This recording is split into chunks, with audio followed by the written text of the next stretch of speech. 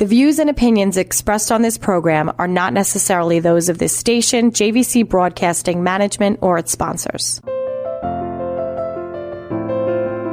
Looking for mental health and substance abuse treatment? At Water Gap Wellness, we are redefining healing and recovery in the tri-state area and beyond with our innovative and holistic approach. We empower individuals to reclaim their lives and reconnect with their families through our clinical, psychiatric, and humanistic treatment services. Through our comprehensive extended care program, we're able to offer the right treatment that fits each individual's needs. From our accredited and expert substance use and mental health programs to our exceptional housing option at the Water Gap Wellness Inn, clients benefit from a structured level of step-down support that fosters transition and recovery. Located in a serene setting in the Poconos, individuals can reset and enjoy amenities and activities in line with their recovery process. We believe in helping our clients build autonomy, motivation, hope, and resilience. Check out our website at www.watergapwellness.com or call us today at 833-949-4673.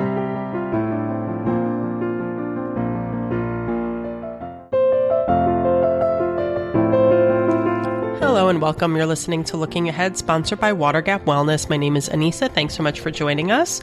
So we do this show every week to talk about recovery and wellness and mental health and resources that are available in your community. And we bring in guests to highlight those things and really just talk about trends that we're seeing and make those topics a bit more relatable, because really mental health, behavioral health, these are things that many of us, probably all of us, relate to, but we don't really talk about, and we certainly don't hear about that much on the radio. So we're here to talk about those things today, and our guests are Elba Garcia Marmo and Lisa Newman from the EAC Network. I'm going to let them each introduce themselves a little bit and just talk about what the resource is and some of the services they provide. And correct me if I'm wrong, but you guys are located in Suffolk County, right? Well, we're physically located in Suffolk County. Most of our programs that we're going to be talking about. No, but we're in Suffolk, Nassau, all of the boroughs, and Rockland County. Oh, wow. Amazing. Yes. So expansive network. Yes. So across Long Island and beyond. Wonderful. So Lisa, do you want to start? Just tell us about you, your title, and the work that you do. Sure. Hi, I'm Lisa Newman. I'm the Senior Director of Behavioral Health Services. I've been with EAC almost 12 years now, I believe. Oh. So most of the programs I oversee work with people with mental health diagnoses, substance use disorders. A lot of them are dealing with court and or past incarceration or even current incarceration. We have programs that help people with chronic medical, mental health, and or substance use disorders. My programs run across Suffolk, Nassau, and New York City. So a couple questions just from that. But first, Elba, do you want to introduce yourself? Mm-hmm. Sure. Thank you for having us, Lisa. Absolutely. My name is Elba Garcia Marmo, and I am the Senior Director for Long Island Tasc, which encompasses Nassau and Suffolk County. And I oversee both programs, also the court programs for the Judicial Diversion Program and the DWI program in Suffolk County. Wonderful. So when we talk about stigma and mental health, stigma and addiction, things like that, I think it's so relevant. And a lot of the clients we see are working professionals, are out there, some in the field with us, who stumble and need help, and they look for a resource, and they feel this high level of embarrassment, shame, misunderstanding, stigma, right? All encompasses really what that experience is. So when you talk about legal involvement, which you both referenced, I think that layers up a little bit more. So can you just speak from that perspective of what you see in terms of somebody who has that in their history or their current situation, in addition to struggles related to mental health or substance or alcohol use? Sure. So I can say the programs that we see probably the most stigma are the ones that my staff actually go into the Suffolk County Correctional Facilities, both Yaphank and Riverhead, and work directly with the inmates in there. They all have either or both of mental health diagnoses and substance use diagnoses, and the point of the program is to reintegrate them to the community. There's a lot of people who feel, you did your crime, you shouldn't come out, you don't belong back here, you don't need services because you did X, Y, and Z. And we're doing the complete opposite. And we've had a lot of great success stories where people have been incarcerated, whether it's state prison or the local jails, where they're coming out and they're getting back on their feet. They don't have family support or even friend support, and they're getting back on their feet. We're giving them bus tokens to get around. We're giving them clothing, hygiene products, really making sure that those basic needs are met. And some of them have gone on to reintegrate with their families and children and grandchildren, as well as hold down jobs and not live off, the Department of Social Services, therefore contributing back to the community. What do you think is the biggest enhancer in terms of that reintegration process? Is it self-care? Is it getting employment? Is it family? Like, what do you think really boosts people in terms of getting to that point? Because you're talking about from A to Z, there's so many things along the way, right? I'm sure that can be a lot of hurdles for some people. I think the day one issue that is the hugest hurdle is housing. That's usually what the majority of my clients don't have. So a lot of them are using emergency housing, which is shelters. There's 4 people in a room. There's unfortunately sometimes drug use going on in that house. And we're trying to help them get out of that. So we do focus on housing immediately. We try to get them in a safe environment, at least when they first get out. Let's get something. Yeah. And then we look for a better long-term plan. When I think of something that's so ungrounding for many of us, it's that lack of a home base. Whether it's exciting, I'm going on a vacation, I'm traveling, you still have that ungrounded feeling. And that's why people say, I'm so happy to be home, right? Or somebody who for a few months, few weeks, few years is just couch surfing or whatever you want to call it. It can be so ungrounding. So putting myself in those shoes of somebody who's been through the system, right? They're finally getting out and they don't have that sense of a home base, that sense of support, that sense of grounding. It's got to be really hard. And I see people mostly that do have that and they still struggle. Right. So you're just adding those, those X factors of struggles, challenges, hurdles, barriers, whatever you want to call it, right? So all of it. It sounds like the odds can be really stacked against people. So do you see a lot of success stories? We do have quite a few. And I mean, we do have clients that go in and out, unfortunately, of the jail. That's been their life and we're trying to help them break the pattern. And sometimes it takes 6, 7, 8 times going in and out. Yeah. But we do have some that go in, say, I'm not doing this again. And we're able to reintegrate them. Yeah. So we do have some really great success stories. And we love when we hear back from clients, a year or 2 later, and they say, thank you so much. You helped me get to where I am today. Yeah. And when working with our clients, we're not working with them at short periods of time. We're working with them, some of our clients, we're working with them for a year to 3 years. So we're able to see that growth with our clients and be able to move them in the direction that they need to move into. Yeah. So it's a long-term perspective. It's a long-term. Yeah. Mm-hmm. So behavioral health, it's such a wide concept, right? So what do you find is one of the biggest trends that you see? Is it that self-medication pattern of I picked up for some reason, whether it was like pain or stress, and it spiraled and then I got into trouble, I got a DV, whatever it is. The undercurrent of mental health, I think, is just so relevant. And, we see a lot of just like depression, anxiety, and trauma that drives all the other patterns. So I'm just wondering, what are some trends that you find that you've seen? I think with the pandemic, a lot of people were so isolated, and we're just still coming out of that and seeing clients that are continuing to struggle with their addiction and with mental health and trying to navigate that after, almost 3 years after the pandemic. Yeah. Yeah. And a lot of the statistics, the data shows that after economic downturn or natural disaster, it's like a 10-year span that people struggle for. It's not, everyone thinks, oh, it's over, everyone's doing well, but the struggles are just coming out now, really. We're seeing people that are like, I still haven't recovered, quote unquote, recovered from whatever it was, isolation, lack of finances from the pandemic. Absolutely. We see it a lot. One of my programs, Health Home Care Coordination, which provides case management for those with serious mental health, medical, or substance use disorders. We have to see some of them, there's different requirements, and some of them we have to see face-to-face twice a month. And we have clients who are still struggling with that because of the pandemic. We had our COVID restrictions for so long. Yeah. And now it's like, no, I have to see you face-to-face twice a month. And they're like, no, that's not happening. So it's like a catch-22 because we're trying to help them. We're trying to get them back, but they're still in that stuck moment. Yeah. And twice a month is not much. It's not much. It's not. Our tolerance level has changed so much, right? Well, I think it's amazing the work that you both do, and the population that you work with is very lucky to have you on the front lines. Is there a website, phone number where people can find you? Yes, it's EAC Network. All of our programs are on that network. And if you go into, you can sort out all the programs and pick which one you're looking for. It's a very comprehensive website that has a lot of information about all the programs that are underneath the EAC umbrella. EACnetwork.org. EAC-network.org. Great. Perfect. So thank you so much. We're going to be back after this quick break. We're going to talk more. I want to learn more about maybe some of the work that you've seen with families as well. I know that that's a big one for us, right? So families are usually involved, especially with people who have mental health and chronic mental health, where the family member becomes a caregiver over time. And we've seen a lot of different dynamics with that. So I definitely want to hear your perspective on that.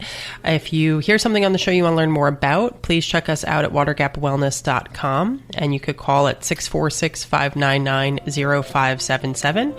Watergap is a dual license facility, so we do treat addiction, but we also treat mental health. We can treat them together or separately.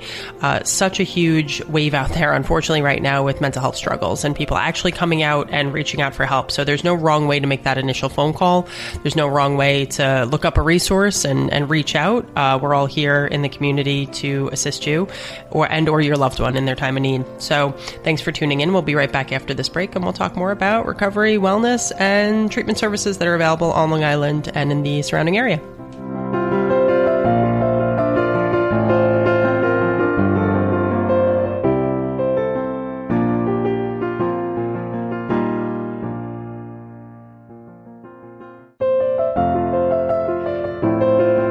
Welcome back. You're listening to Looking Ahead, sponsored by Watergap Wellness. Thanks for tuning in.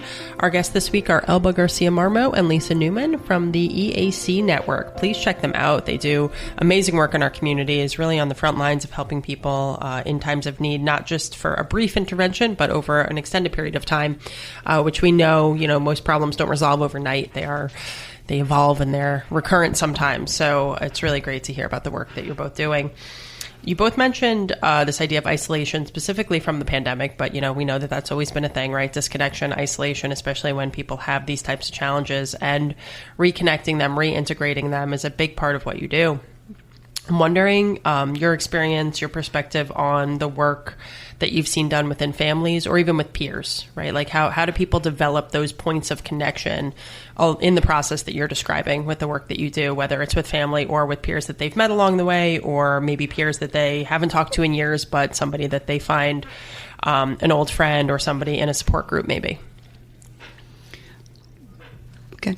So we have actual certified peers in some of our programs now. I know that's kind of not exactly what you asked, but I believe Elba we have I have an Oasis clinic in Nassau County, and we have actually for the jail program I was talking about, we just hired a peer, and having someone who's been through it, who's lived through it, who can say, I've been in that pretty much exact spot is great.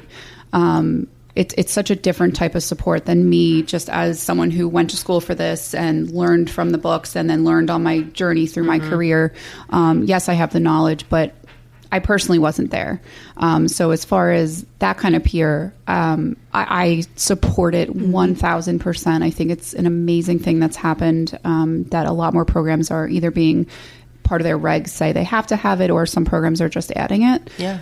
As far as connecting with just peers in general, like they're maybe people they knew prior. I think that's a hard question, because some of their peers prior are the ones they were using with, people, places, things. So sometimes you have to give up those peers and the past relationships you had in order to move forward. Yeah. Yeah. It's a great point. We have a peer in Suffolk Tasc that we just hired. We were able to hire this individual out of the opiate settlement money that Suffolk County acquired. So we were able to add an addition of a peer, and I think he's going to work wonders with our program. Yeah. He's somebody with lived experience, and he's going to be able to navigate our clients into a recovery process that's going to be invaluable for our clients.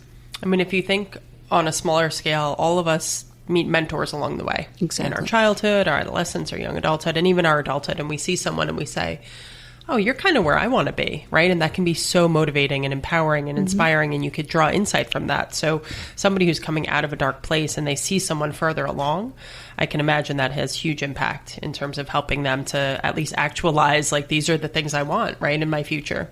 And a peer wants to come and help others. They want to be able to bring people into recovery and help them along the way. So they come with this renewed sense of, wow, this is where I'm supposed to be. This is what I'm supposed to do. Yeah. And it really helps them along their recovery as well. They're giving back. Yeah, so it goes both ways. It goes both ways. So what about the work with families? What do you see with families? I'm sure there's a lot of intense dynamics that you might come across.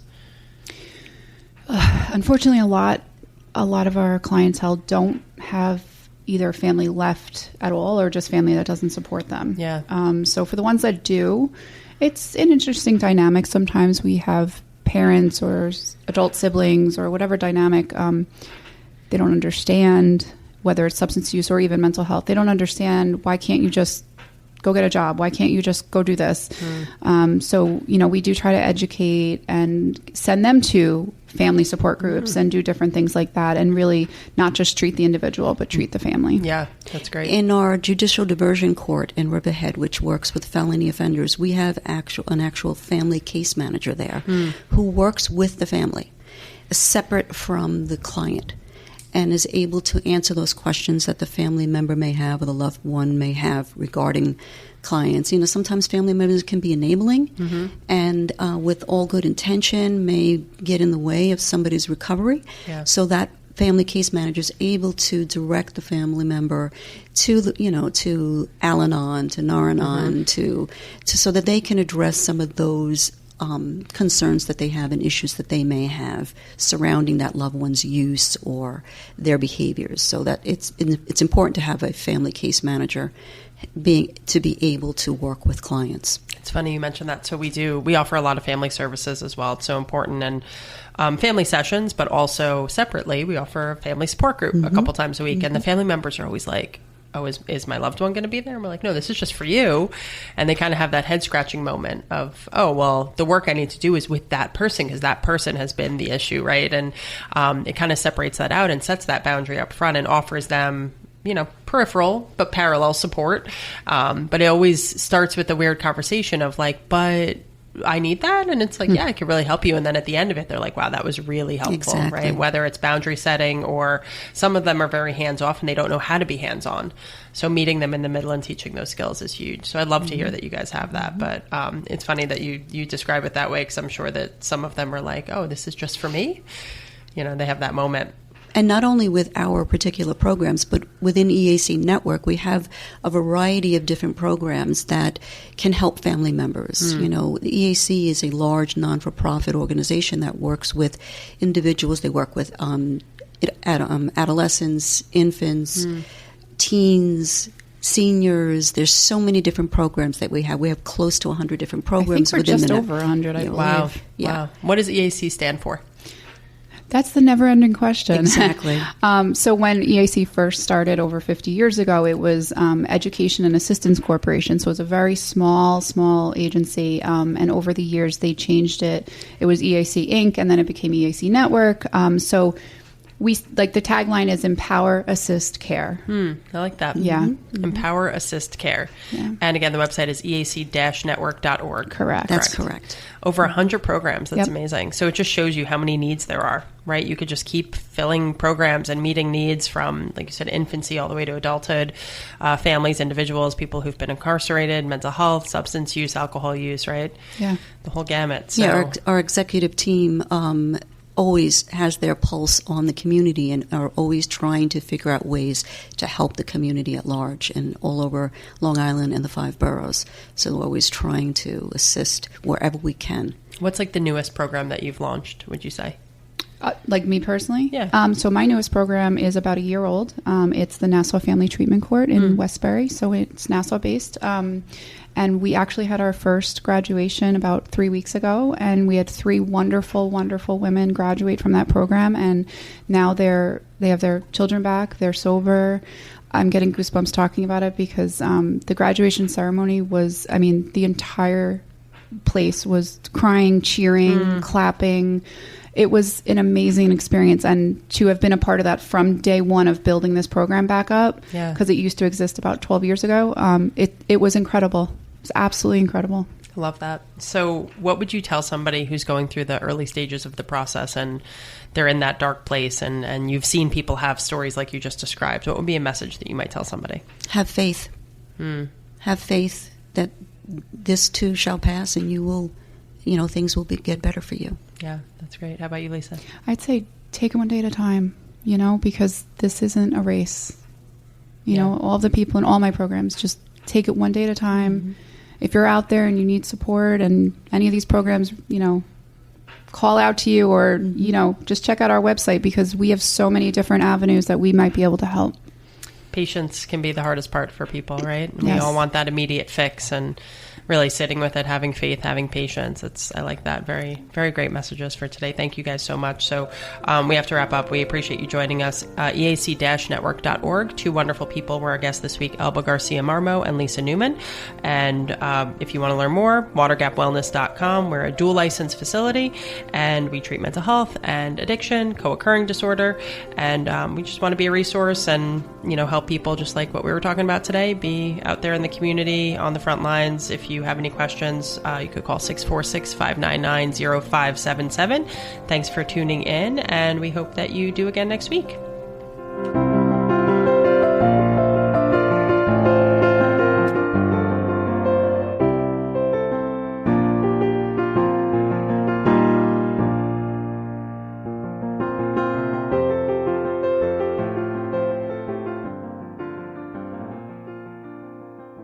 The views and opinions expressed on this program are not necessarily those of this station, JVC Broadcasting Management, or its sponsors.